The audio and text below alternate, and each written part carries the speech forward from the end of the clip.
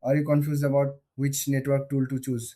Today, we are comparing OPNsense and OpenWRT to help you decide. Both OPNsense and OpenWRT are popular choices for managing networks. They both offer powerful features for routing and firewall protection, but they serve different needs and users. Let's start with OPNsense. This is a firewall and routing platform based on FreeBSD. It's designed for security and performance. OPNsense has a user-friendly interface, making it easy for anyone to set up. It also includes features like VPN support, traffic shaping, and real-time monitoring. This makes it a great choice for businesses or advanced home users. Now, let's look at OpenWRT. This is a Linux-based operating system for routers. OpenWRT is highly customizable, allowing users to tweak it to their specific needs. It supports a wide range of devices and has a large community for support.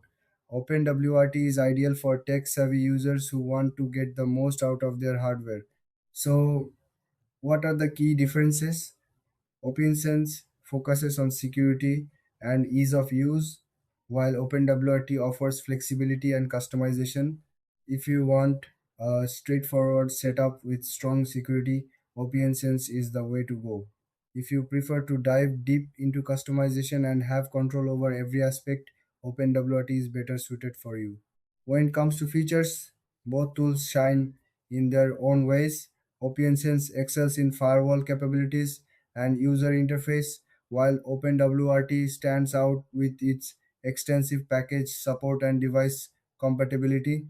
In terms of pricing, OPNsense is free and open source, just like OpenWRT. However, OPNsense may have some premium features that come with paid support options.